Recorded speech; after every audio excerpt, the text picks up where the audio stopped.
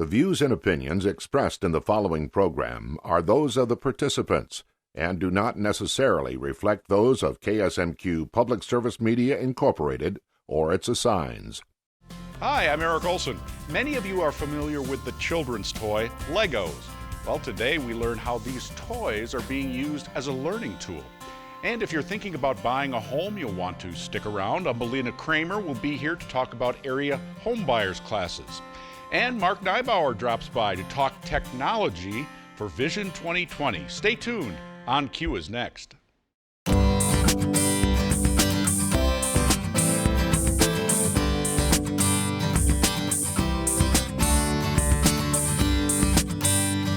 From KSMQ Television in Austin, this is On Cue, connecting interesting issues and interesting people. On Cue.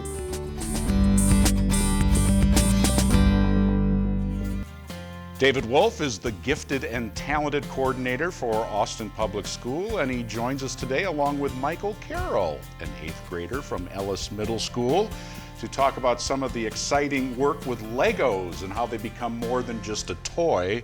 Welcome, gentlemen. Thank you very much. And we're going to also talk a little bit about robotics. And last year we had the robotics team here, and they, if you recall, they took over the studio, and I think I crashed one of the vehicles. It was a heck of a good time, but there was a lot of science behind it. Is it a science? Does that interest you? What are your favorite subjects? Science and mathematics are my favorite classes.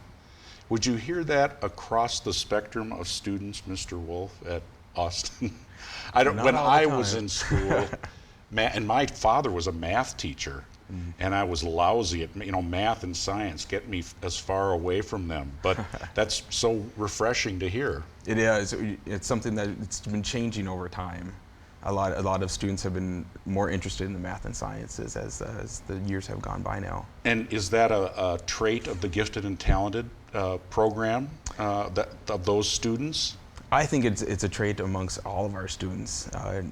With the more access to more science classes and different science opportunities with some of our engineering things that we're doing just within the day, I think more and more students, no matter what their ability level, are becoming more interested in those areas too.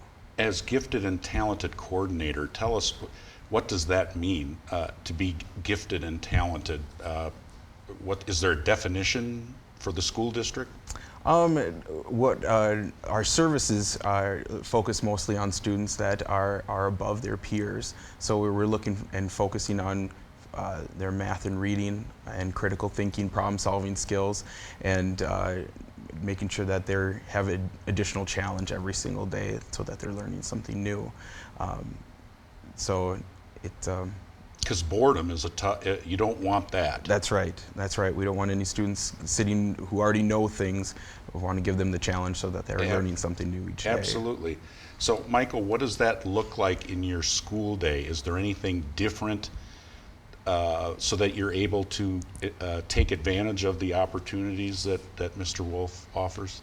Yes, sometimes you get out of class to do extra activities, or you do more homework, sort of, not homework, but activities or projects. At Ellis, a lot of the students are, when they are in an honors class or some of our AP, or at the high school AP courses, they get more of a choice of how they want to demonstrate their knowledge. In the elementaries, we are looking at the students, and it's a little bit more of a pull-out, or we push into the classroom to meet with small groups, and it's more of an extension activities or different ways of thinking about different problems. Is it an application process where the parents seek you out, or what's the process there? We really focus on student needs. So we look at all the data that we have based on their scores in math and reading, and look at who has the needs. So who has the learning needs that we can best meet. So we're constantly looking at the data and looking at kids throughout the school year and into the new year, and figuring out who has those needs that we can best meet.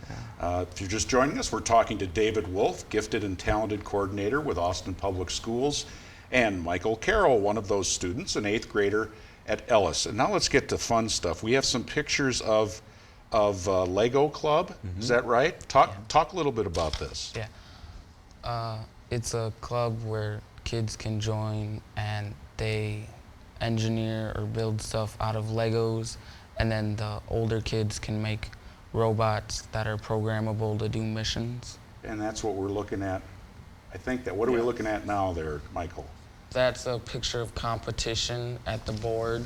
So you go against another team at that table, and the objects on the table you have to move around in different ways to earn points, and then the person or the team with the most points wins. It almost looks like a Monopoly board from here. I can't figure out where what's the goal? Are you trying to go over a goal line or something, or is it? Each piece is kind of different in the way you score points. This looks like fun. One of our 4th grade teams. Oh, okay. Not the same kind of competition. Are they doing the Lego thing too? Yes, They are. That's the same one. Okay, but a different level. We have of toughness or difficulty, right? actually they're in the same competition as our 5th and 6th graders are. Okay. And in Rochester, the competition's from 4th grade to 8th grade. So some of our teams were up against teams that have a lot more experiences with their robot, and they did a great job. What are we looking? Is this? I can't quite make that out. This is a picture of the full robot competition from up in the stands, and there's actually 4 teams competing at the same time, 2 against each other at each of the tables, and then the rest of the team is standing behind and cheering on their teams. It's actually like a sporting event. Parents and kids are standing up, screaming and cheering, just like you would in soccer and basketball. There are a lot of defense applications also for robots these days too that they're talking about. Well, and drones, the planes, which I don't know if the Super Bowl's doing it, or if they did it, but TV stations are starting to use those now. Are there?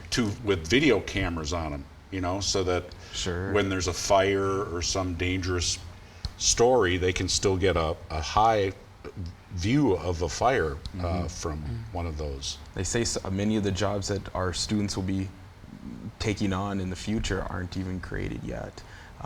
How jobs and technology is changing so quickly. Why Legos and gifted and talented? What's the connection there? My involvement started back in the classroom. As a classroom teacher, I wanted an opportunity for students in the school to use their engineering and mathematical and science skills to create a robot to just have fun with. And there's a whole network of teams across the state and throughout the whole world that are in these teams. And with Legos? With Legos. Okay. Yep.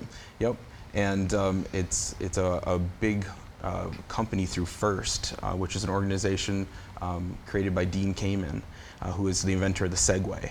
Oh. And he wanted an opportunity for kids to be heroes with technology. And so he created FIRST, which stands for the Recognition, Inspiration and Recognition for Science and Technology, where kids can really show off their mathematical and science and technology skills. And so from Lego Robotics all the way through our high school team, we have different levels of application and using robots to do all sorts of amazing things. So what other kinds of fun activities are there besides the robotics? Do you do any other fun stuff? You do a research project on the theme that year. So this year was natural disasters, and each team has to give a presentation about a natural disaster or anything that fits the theme for that year. Is that what's coming up? The theme this year is like science or disasters? Or that was last year. Last year. This past fall. Our building season is from August through January.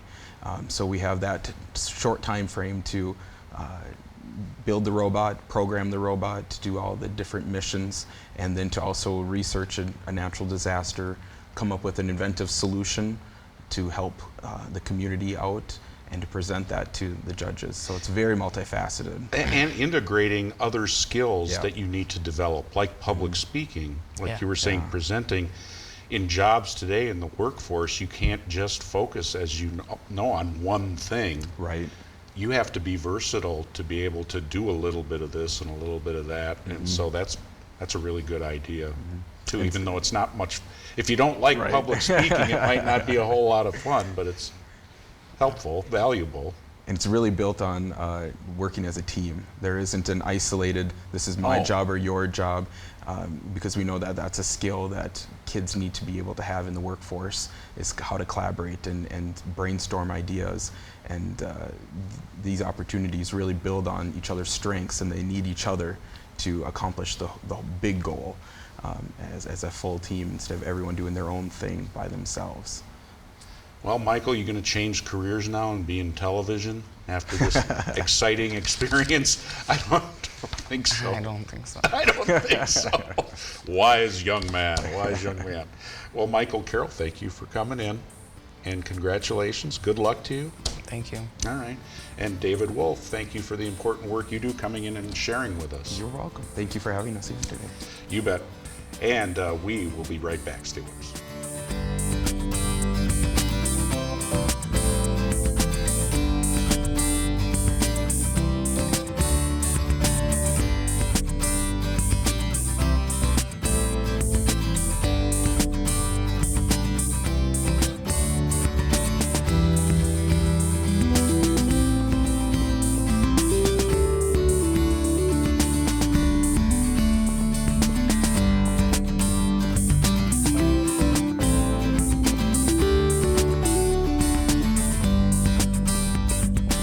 You can watch On Cue anytime by visiting the KSMQ TV website, ksmq.org. Well, buying a home is a dream for many folks, of course. Today's guest, Umbelina Cremer, is with Three Rivers Community Action, which provides education to prospective homebuyers. Welcome, Umbelina. Thank you. Hey, great to have you here. And folks may recognize you. You do events throughout southeastern Minnesota. You're based out of Zumbrota, but you're in Rochester. You're all over in Austin. So folks can look you up wherever they're watching this program, basically, right now. That's right. That's right. And you do educational programs for folks who are going to get some special or qualify for loans. Talk a little bit about your service at Three Rivers and what you do.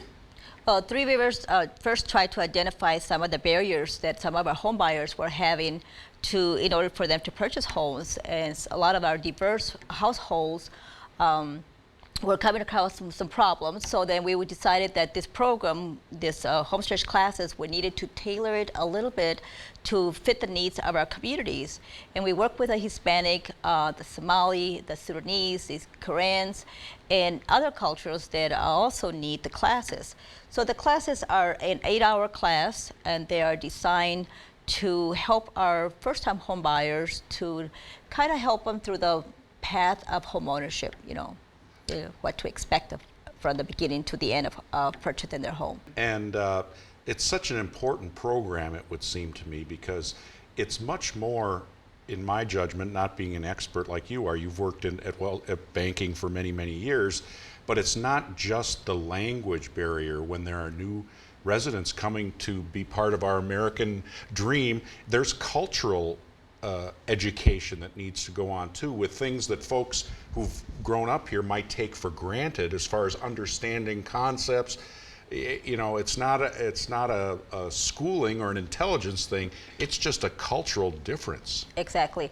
And here in Austin, you guys are so fortunate to have the Welcome Center, because they are so good about bringing the education to the people that really need it, and for a lot of the newcomers.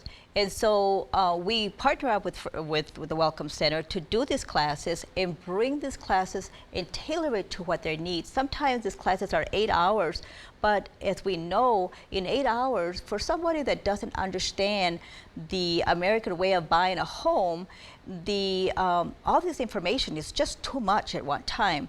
So sometimes the classes can be tailored into 2 days, 2 sessions, or 3 sessions, according to what the individuals that we're working with. And yes, you are totally right. People come from Mexico who do not understand the concept of credit or understanding the banking system. All that is a huge barriers for our families that we're working with. The Korean families, you know, here is the same thing. We have language barriers. Sometimes the lenders and realtors don't have the capacity to work with families and take the time to, you know, walk them through it step by step. It becomes frustrating sometimes for our individuals that have a language barrier to understand what the lender is doing and what the realtor is doing, and you know, and so all that gets lost. So we really try to help them to understand the process before they get into it. Homestretch classes. Homestretch. Talk about that. Homestretch is a class. It's a certified class for 8 hours, and they get a certificate. And the certificate could be good as much as for, you know, a year to 2 years, depending on the lender. But we look at the homestretch class. When we provide this class to them, they get some benefits from the class. The class is required by Minnesota Housing, by Rural Development, by Three Rivers Community Action, and some of the city assistance for the down payments. And the reason is required is because it's proven that people have taken these classes are, you know, less chances of default on their loans.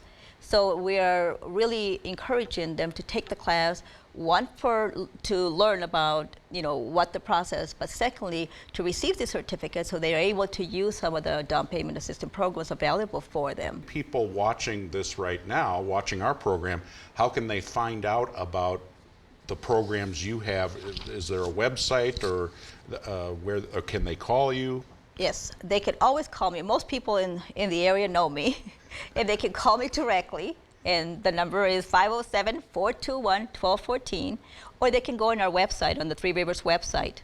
And that is, what's the address? The website is www.threeriverscap.org. And also, if people want to take classes and don't have the time to come to a class, they can go online and take a class and access our website and then do the class online too. Oh. So okay. they're able to do that. Our guest is Umbelina Cremer of Three Rivers Community Action. We're talking about first-time home buyers and how is the market. You've been an analyst in this area for years and years, working on both sides for customers, for banks. We've gone through a real rough, some tough sledding. How's it going? I suppose it's difficult to make generalities because I hear in Rochester things are going pretty good in the housing market. It is. But in the emerging markets, on the underserved market that we work with, we have seen Three Rivers has helped over 225 families in the last 5 years to buy houses with their down payment assistance programs. We have seen the excitement that a lot of our communities are seeing other people buying houses, and they're saying, wow, so-and-so bought a house, and I think I can do that too. So we have seen the excitement. So there are more people buying. We're seeing more of the Somali communities buying. We're seeing more of the Korean communities buying. The Hispanics, of course, are buying. And we are seeing a lot more of that excitement just because they are seeing that there are resources out there to help them. So if you're thinking as a single person or a couple, gee, this might be a good time, maybe we ought to think about buying a home.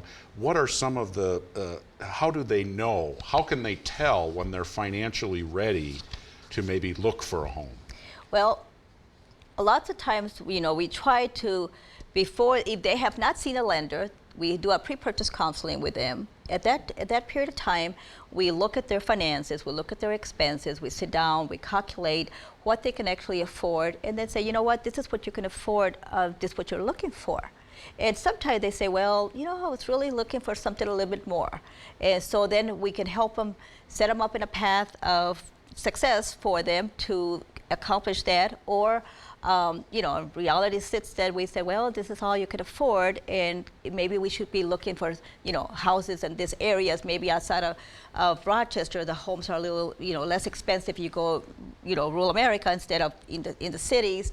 Or, just try to help them so that we don't lose track of their dream, that they're still able to buy if they need to buy now. Sometimes, I tell people I live in Harmony, and house is a lot cheaper in Harmony. Move to Harmony, There you go. So your office, we were talking beforehand, is basically your car because you're driving around a lot. But so it's a very busy work for you. You must get some gratification, though, enjoying that, seeing those people unlock their home for the first time. I love it. I love my job.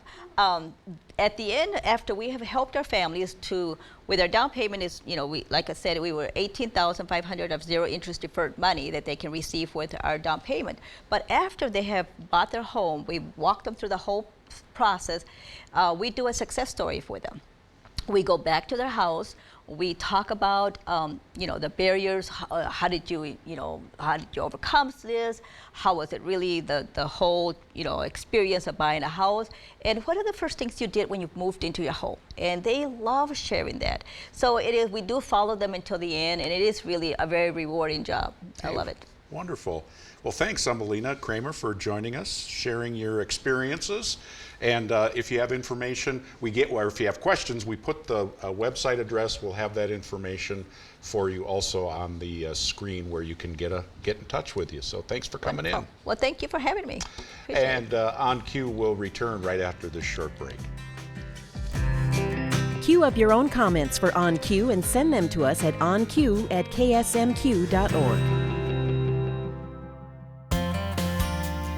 On Cue's Vision 2020 segment is brought to you by Hormel Foundation, Games People Play, and Turtle Creek Estates. And welcome back to On Cue. Time now for our Vision 2020 update with Mark Nibaur here from Community-Wide Technology Committee and Austin Utilities. This is your day job. Welcome back.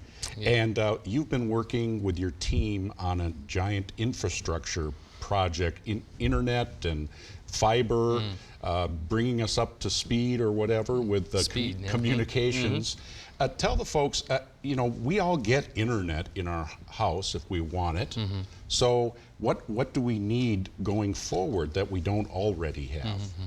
Well, the project and the team's focus has been community-wide technology, and technology and the speed and capacity that really takes us into the future. And currently, services that are available within the community doesn't really give us the speed and capacity that we were probably looking at in doing business and commerce in the future.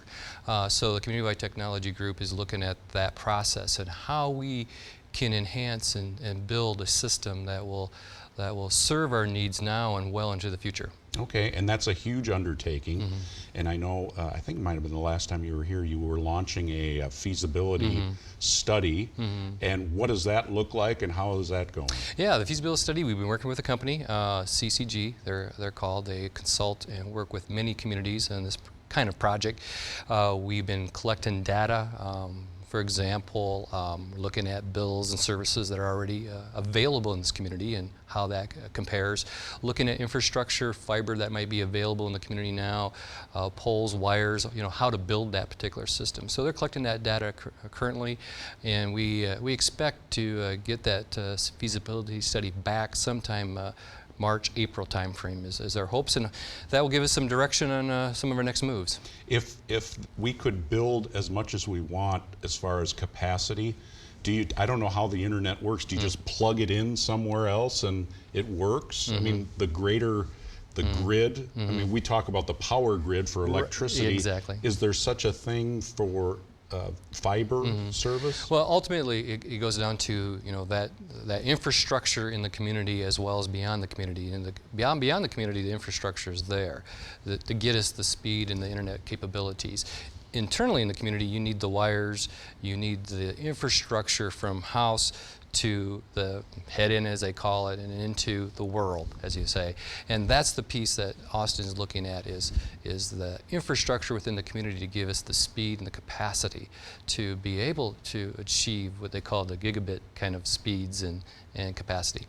All right, so is that the last mile, as they call it sometimes? Yeah, and many times we refer to that last mile as that point from that end customer to the system and that internet network. Is it physically like pipes? I mean, is there a big pipe somewhere that goes out of Austin to somewhere else? It does, exactly as you know, and I think some people refer to it as kind of as water. I mean, you know, there's a connection. It's not necessarily pipe, but it's the fiber that is actually constructed and built to the home, you know, to the infrastructure in the streets and into the streets, into the world. And that internet pipeline is all around us, literally in the sense of Austin. And we just got to make sure we can get it from that last mile to that pipe. Well, Mark Nibaur, thank you. Sorry for all these first grade questions here, but I was just trying to learn. Good information. I've been learning as well as I've gone through in this committee. It's been a great opportunity. And thanks for your service on this. Yep, thank you. All right. Mark Nibaur from the Community-Wide Technology Committee of Vision 2020. And that'll do it for this edition of On Cue. I'm Eric Olson. We'll see you again next time.